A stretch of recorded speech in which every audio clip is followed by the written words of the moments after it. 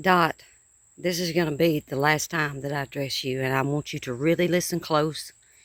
And if you have to, you listen to this a couple of times to make sure you understand what I'm saying, okay? I'm going to help refresh your memory just a little bit. First, I need you to know something, though. I don't know who Let the Games Begin is.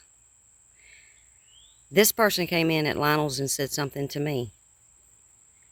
And have no idea who it is. And as far as Brick Road and 2x2, they are the two people that was in control of my channel. And they are professionals. They don't go around trolling. Nobody is in control of my channel anymore. So whoever that person is, they seem to know a lot about a lot of different people. And some of these people I'm familiar with. But some, I have no idea. So you'll just have to deal with that one yourself. But since you like to play games, maybe they like to play games too. They're going by Let the Games Begin. And then look at the title of your video. No idea. But, I'm wondering, is the fact that you keep doxing me over and over 9 times now, are you just trying to get my attention? Is that what you're doing? Because I thought we both made it pretty clear on the last telephone call that we had, which has been a long time ago, that it was over with me and you. I know I made myself clear. Because I told you when we talked last, you were very paranoid.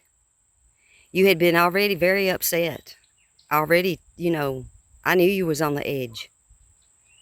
But I had told you I am chronically ill.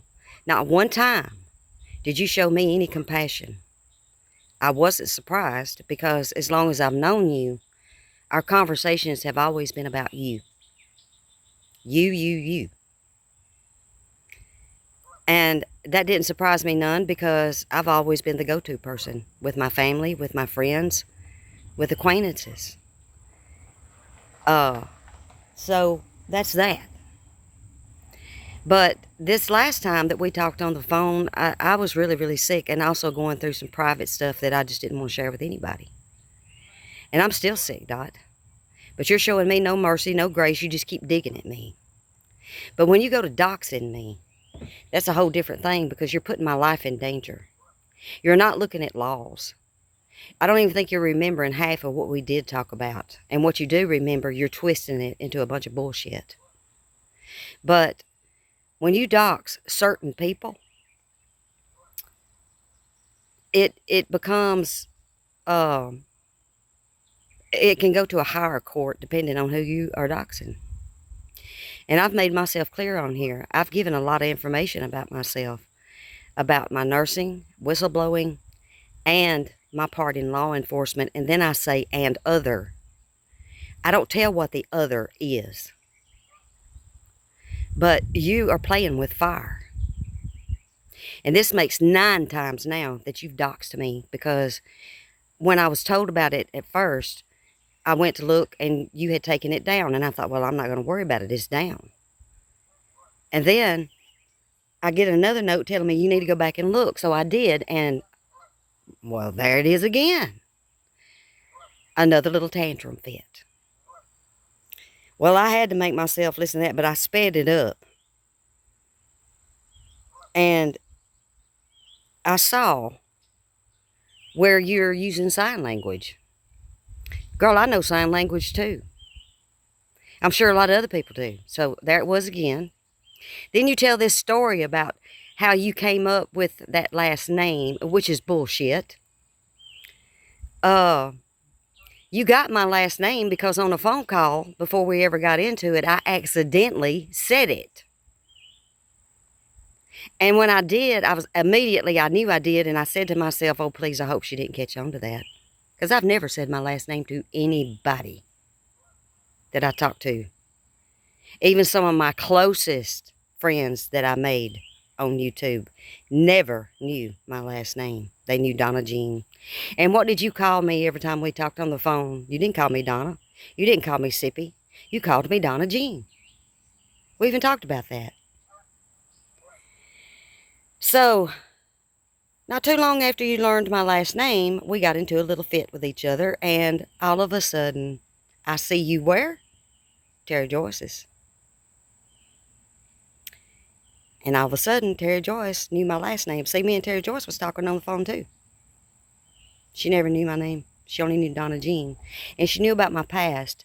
And she did know that I was a public figure all across the Mid-South. And then all of a sudden, see, Terry's not stupid. She didn't want to use her voice to say my name. So she conned Denise Mouthow, an older woman, to come up and not only say my name, but to say very, very much untruths about me. Well, Terry Joyce found out real quick. She better take that down. And she did. After a while, Denise Mouthow found out some things. And what did she do? She turned right around. She was pissed. And she doxed Terry Joyce. And did what she did to let her know, don't you ever try to use me again. She doxed Terry Joyce's real name, her address, the college she was going to, and a whole lot more. And for over a year, Terry Joyce was scared to death. And she had every reason to be, because she had some very, very dangerous people after her. And these people, some of them, every time something would happen, they would tag me in it just to let me know. Don't worry about it. I'm going to tell you something. I would not want them people on my ass. Did I feel bad for Terry? No. I didn't. Because Terry is bad about just reporting on shit without investigation. Is she doing better now? I don't know. I don't watch her. But the one thing about you, Dot, is when I called you out several times, it was always, I never did that. I never did that. But then in this one, you admit, I don't remember if I did or not. Well, if you wasn't the kind of person to go around doxing people to other people, especially somebody like Terry Joyce, you wouldn't have to say, I might need to get in Terry Joyce to do it. I might need to contact her and see if I did. Girl, you ain't got to contact her. I doubt seriously she'll even want to talk to you about it. There's been many try to contact Terry Joyce, and she'll tell them up front, I'm not comfortable talking about Mississippi Talker. You need to take a hint from that.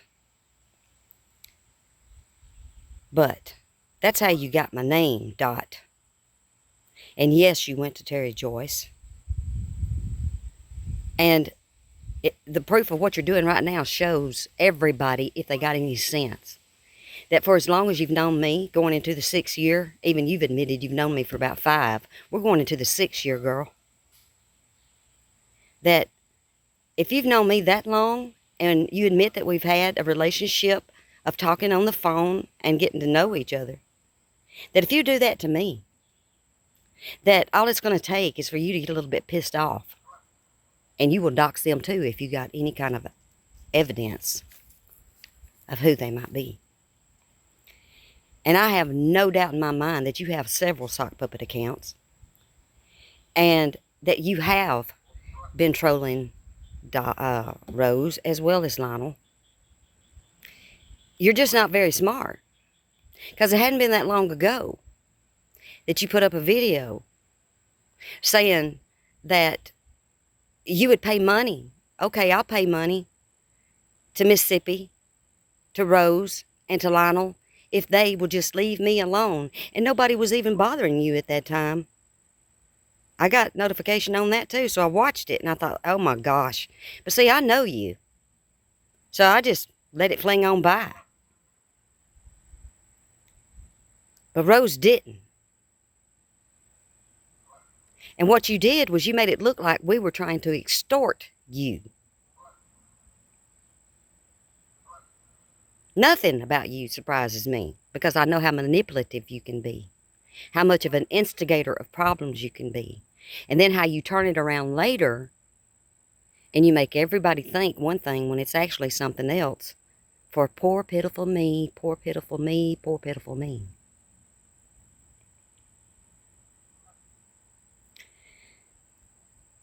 You need to take this down again, and you also need to get in touch with Jack and tell him to take down what he did because it's only passing my docs again.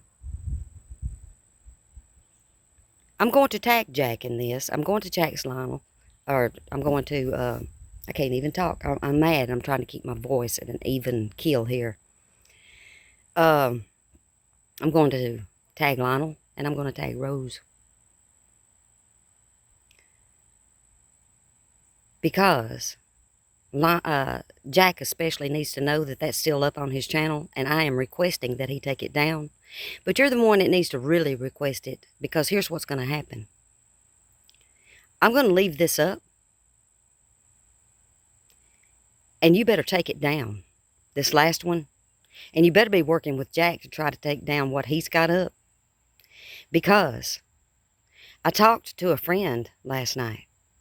And then I talked to my lawyer today. I have several lawyers, but one of them is a lifetime friend, right here where I live.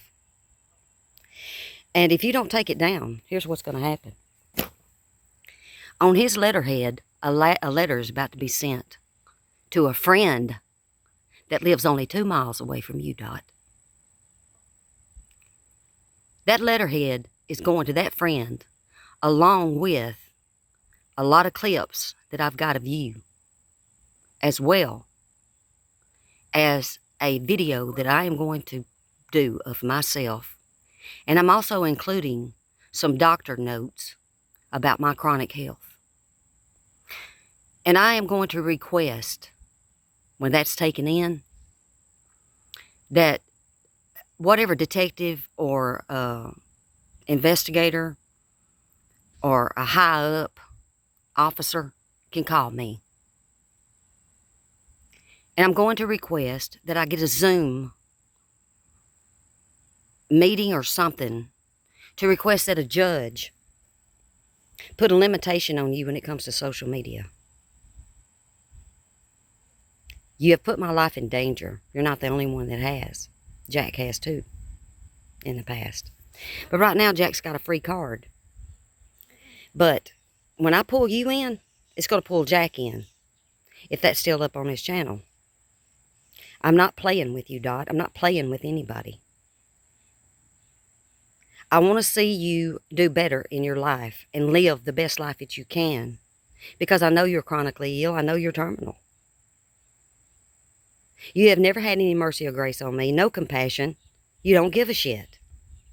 I do give a shit. Why would it upset me? Because you did this last thing you did about going to the ER?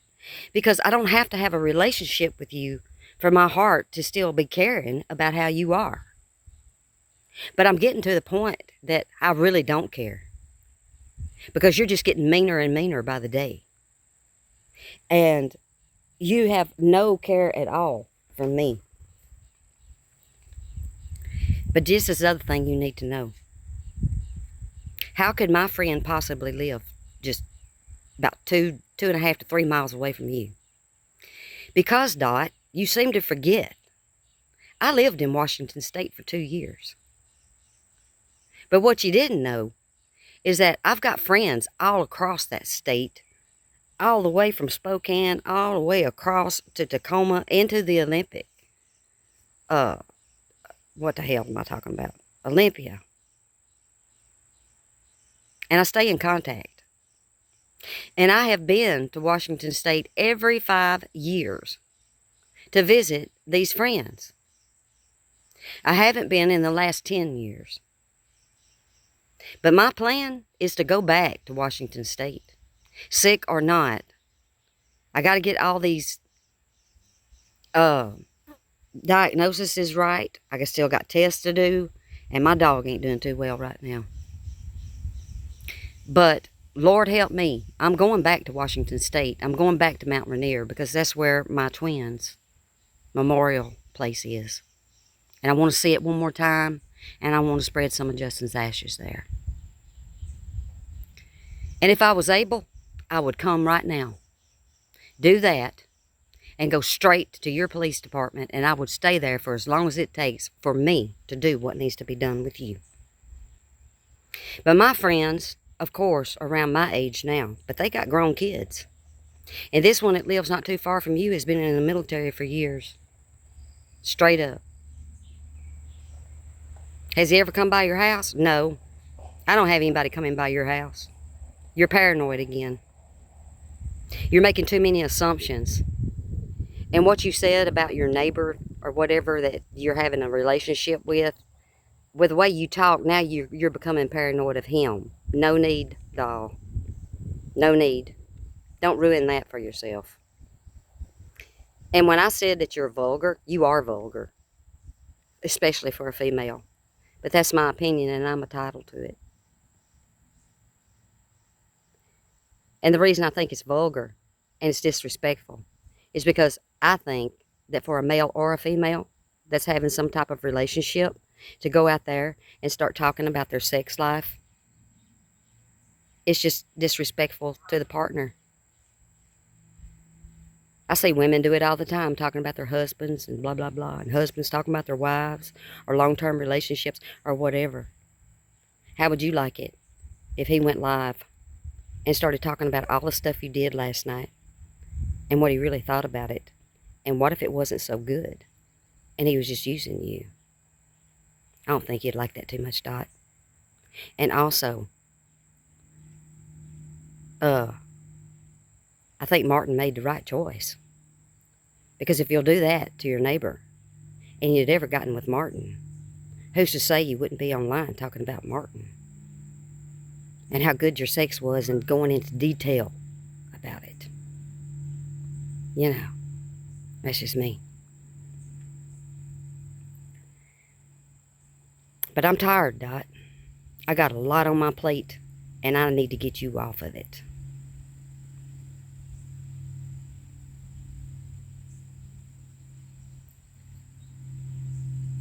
I don't want people, certain people, to ever find me on YouTube.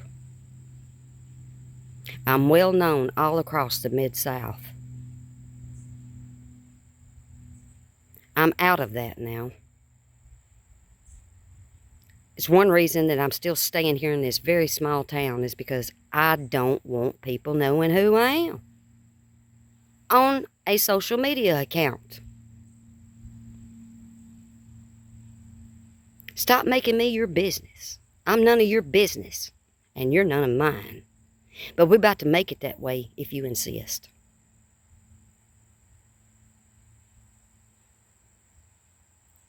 But I told my attorney that I want my medical records, a letter from my doctor, to also be sent to my friend when he goes to the police department about you. I am a senior citizen. I am a disabled senior citizen. And at this point in time, I'm considered vulnerable. You better look up the laws of what happens when you start messing with that, too. You're vulnerable. If people started coming at you, and I knew about it, it wouldn't matter how I feel about you. I would still defend you because I'm an advocate and that's what I do. Now I'm advocating for myself, plus I'm calling in other advocates for me. You better take me serious, Dot. Stop it. Sit down. Take all that other stuff down. You got plenty to talk about without talking about me. You better be taking it serious. I want nothing to do with you. You shouldn't want anything to do with me. And if you see me somewhere and you're there too, ignore me. Just like I plan to ignore you and I've been doing. Don't want to talk to you. Want nothing to do with you. But if you force me to have something to do with you, you're not going to like it. You're not going to like it.